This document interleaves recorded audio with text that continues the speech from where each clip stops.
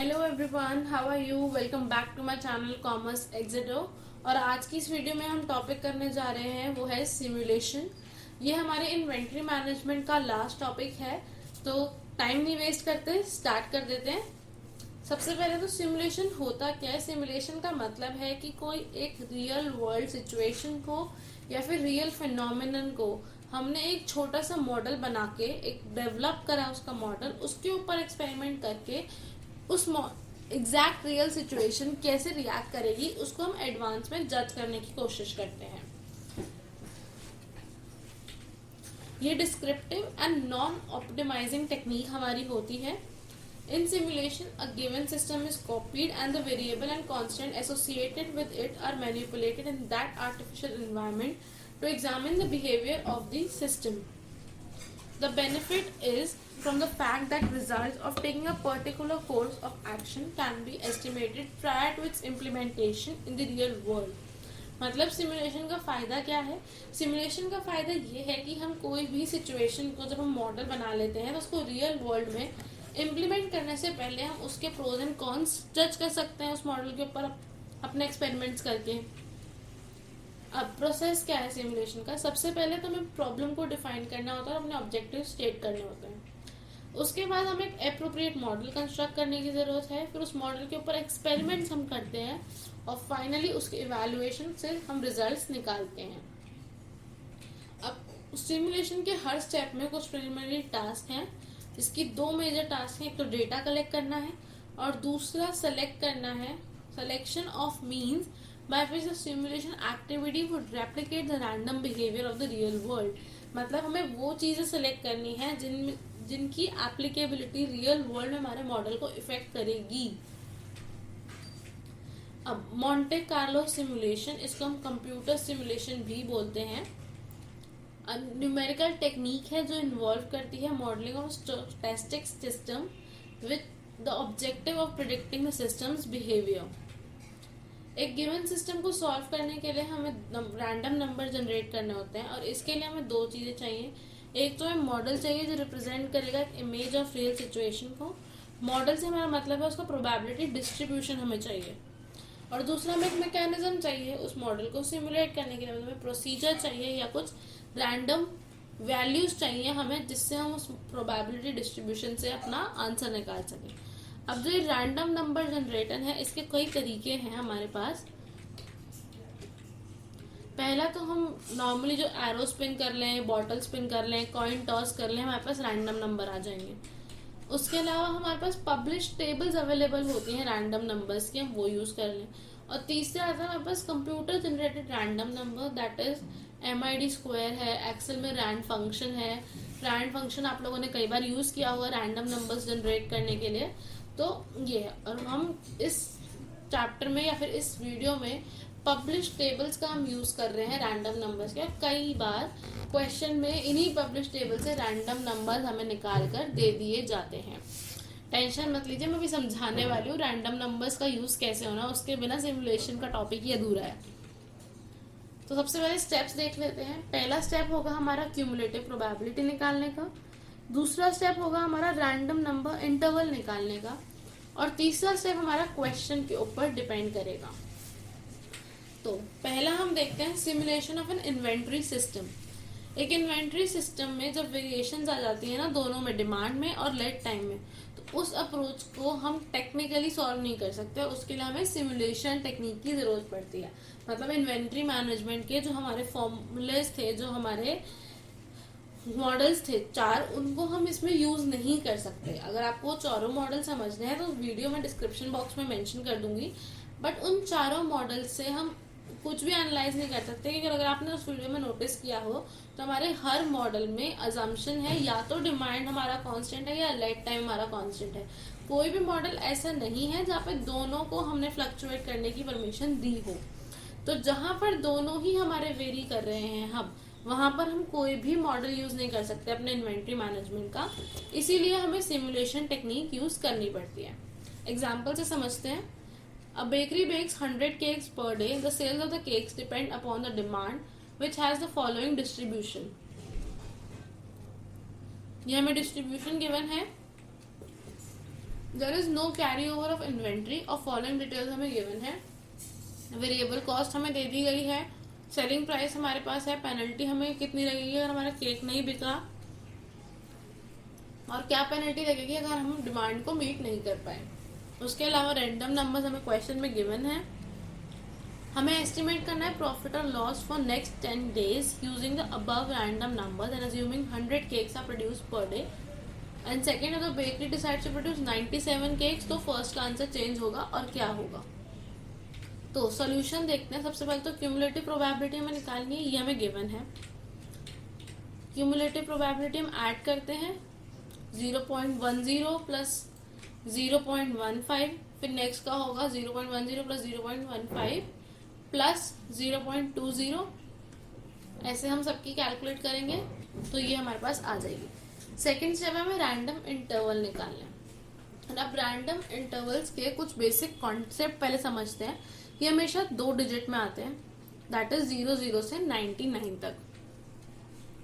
Last जो digit होगी हमारी 2 डिजिट्स, दैट इज ये वाला जो डिजिट होगा हमारा, वो हमारा क्यूमुलेटिव प्रोबेबिलिटी में से -1 होगा। दैट इज अगर ये 10 है तो इस वाले इंटरवल की लास्ट 2 डिजिट 09 होंगे, और जो लास्ट 2 डिजिट सीपी के हैं वो हमारे ओपनिंग रैंडम वेरिएबल बन जाएंगे। दैट इज अगर यहाँ 10 है तो ये 10 आ जाएगा स्टार्टिंग का, या फिर हम इसको कह सकते हैं उल्टा भी। तो अब देख लेते हैं, अगर ये 0.10 है तो ये हमारा 0 से स्टार्ट होगा पहला तो, और 09 पे खत्म होगा। अब अगर ये 09 है तो पहला हमारा 10 होगा, और ये 25 है तो -1, ये 24, ये 24 तो नेक्स्ट 25, ये 44 से -1 44। ये हमारे रैंडम नंबर इंटरवल्स आ गए। अब स्टेप 3 हमें क्वेश्चन के अकॉर्डिंग प्रोसीड करना है, तो अब क्वेश्चन की तरफ चलते हैं। फर्स्ट पॉइंट था कि हमें बताना है कि नेक्स्ट 10 days में अगर जो हमारा बेकर है वो 100 केक रोज प्रोड्यूस करे तो उसका प्रॉफिट एंड लॉस क्या होगा। तो नेक्स्ट 10 days है तो हम 10 दिन की एक टेबल बना लेते हैं यहाँ पे, और हमारा जो नंबर ऑफ केक प्रोड्यूस है वो 100 केक रोज के, तो ये हमें पता है, और ये नंबर ऑफ डेज आ गए। डन। अब क्वेश्चन आगे चलते हैं। रैंडम वेरिएबल्स देखो, यहाँ हमें जो गिवन है एज इट इज हम उसी सीक्वेंस में कॉपी करते हैं। सीक्वेंस हम ऊपर नीचे नहीं कर सकते वरना आंसर गलत हो जाएगा। अब यहाँ 9 है तो हम इस रैंडम नंबर में 9 कहाँ आ रहा है, यहाँ पर। उसके सामने हमारे सेल्स क्या है, डिमांड हमारी 97 है। 98 हम इस टेबल में ढूंढेंगे, इस वाले उसमें लाई कर रहा है। 103 हमारी डिमांड आ गई यहाँ पे। सिमिलरली हमने सबकी निकाल ली। आगे बढ़ते हैं। Cake number of cake sold, ये नॉर्मल सा पॉइंट है कि हमने जितना प्रोड्यूस किया है और जितनी डिमांड है उसमें से जो ज्यादा होगा हम वही तो लेंगे। तो ये हमारा आ गया 97, सॉरी यहाँ पे लोअर आएगा क्योंकि जितना डिमांड है उतना ही हम मैक्सिमम बेच सकते हैं ना, या फिर जितना हमने बनाया है। नॉर्मल कॉन्सेप्ट है। इसके बाद तो क्वेश्चन के अकॉर्डिंग नॉर्मल चलेगा लॉजिकली। अनसेटिस्फाइड डिमांड हमारी कितनी होगी, हमारी डिमांड में से अगर हम सेल्स को माइनस कर दें या फिर 0, ये आ गया। और नंबर ऑफ केक्स अनसोल्ड हमारे रहेगा जितनी हमारी सेल हुई माइनस हमारी प्रोडक्शन या फिर 0, ये आ गया। तो टोटल हमारे पास ये हो गया जिसका मैंने यहाँ रेप्लिकेट किया है इस टेबल में। अब इस टेबल को हम आगे लेके चलते हैं, और ये वाले जो चीजें हैं ये हमारे क्वेश्चन में हमें गिवन थी, हमने यहाँ कॉपी कर ली है क्योंकि अब हमारा इसका और इस टेबल का यूज है। हमें एट द एंड आके ये चाहिए होते हैं, इसीलिए हमने उससे पीछे वाली जो ये टेबल बनाई थी वो इसीलिए बनाई थी कि हमें ये वाली टेबल इसमें से यहाँ से चाहिए थी। तो अब प्रॉफिट एंड लॉस की कैलकुलेशन करते हैं। 988 केक्स हमने बेचे, सेलिंग प्राइस हमारा 18 रुपए का, तो अमाउंट आई इतनी। प्रोडक्शन की कॉस्ट हमारे 1000 केक्स हमने प्रोड्यूस किए, कॉस्ट हमारी थी 14 रुपए की। पेनल्टी हमें लगेगी 8 केक पे क्योंकि हम डिमांड को सेटिस्फाई नहीं कर पाए, 1 रुपए की पेनल्टी लगेगी। और अनसोल्ड केक 12 रहेगा तो 12 केक पे हमें 3 रुपए की पेनल्टी पड़ेगी, तो 36 rupees. Total profit and loss आ गया हमारा 3740। First part solve. Second part हमारा कहता है यही अगर 100 की जगह 97 केक प्रोड्यूस हुए होते। सेम तरीका, रैंडम नंबर्स, फिर डिमांड और फिर बाकी तीनों चीजें और टोटल हम निकालेंगे। टेबल आ गई, ये हमारे पास उसकी कैलकुलेशन आ गई। तो नया प्रॉफिट आया हमारा 3854। प्रॉफिट फर्स्ट में इतना था, सेकंड में इतना था, अब इंक्रीज हो गया 114 रुपीज से हमारा प्रॉफिट बढ़ा है अगर हम 97 केक डेली प्रोड्यूस करते हैं तो।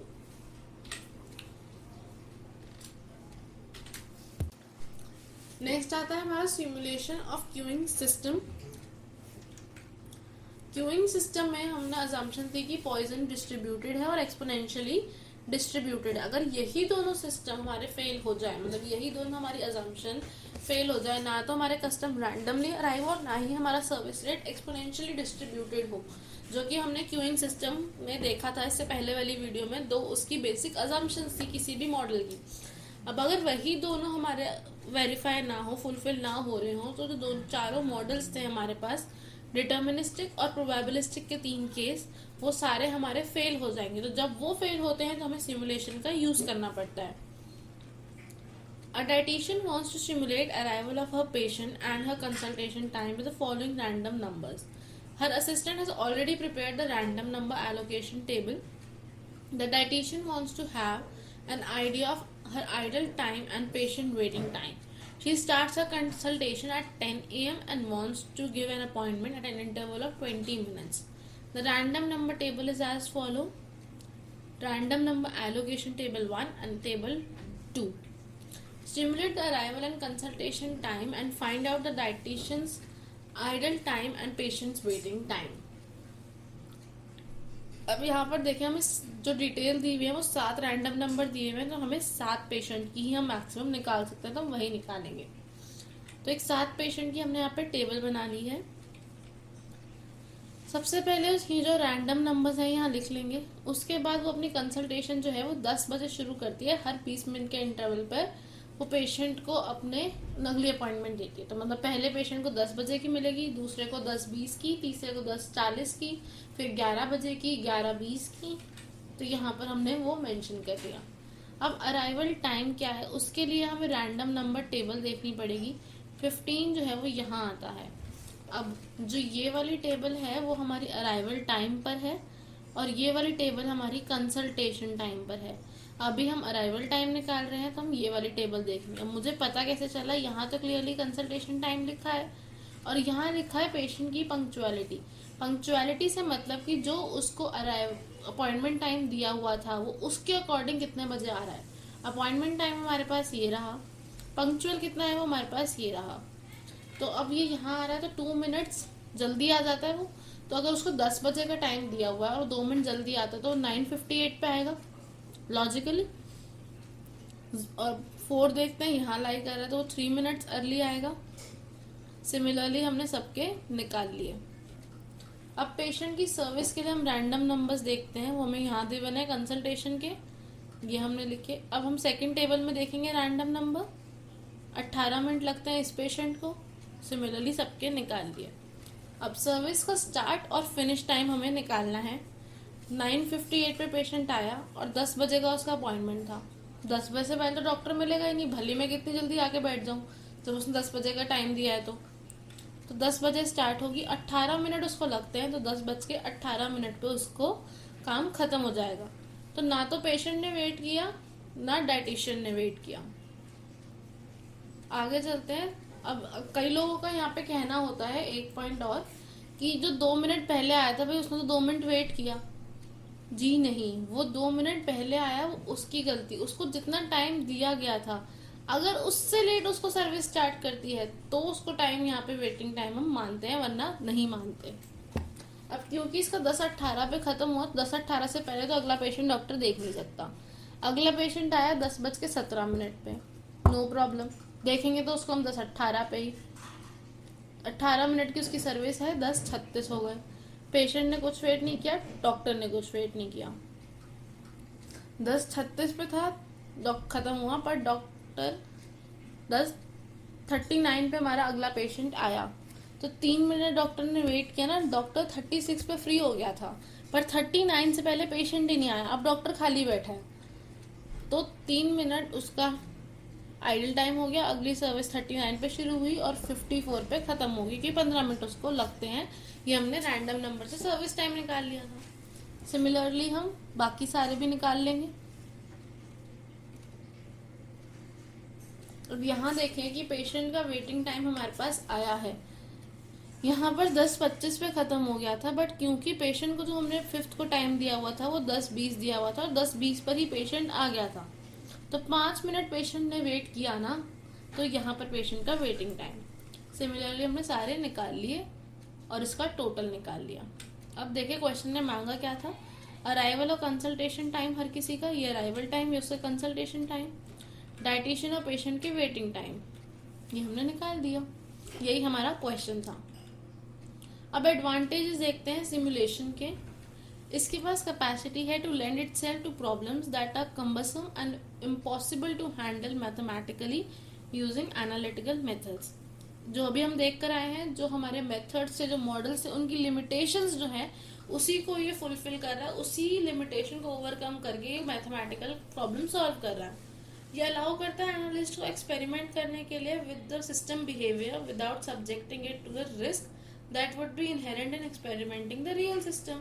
जैसे कि हमने इन्वेंट्री मैनेजमेंट वाले इसमें देखा कि हमारे पास जो हम डमी मॉडल बना रहे हैं उसको रियल वर्ल्ड में जो इम्प्लीमेंटेशन पड़ेगी उसका हमें पहले से ही पता चल रहा है, तो रियल वर्ल्ड में एक्सपेरिमेंट का जो रिस्क है उससे हम बच जाते हैं। उसके अलावा ये मैनेजर का टाइम बहुत बचाता है, क्योंकि लॉन्ग टर्म इफेक्ट दे देता है, बता देता है मैनेजमेंट को क्विकली, और often use to test proposed analytical solutions as well.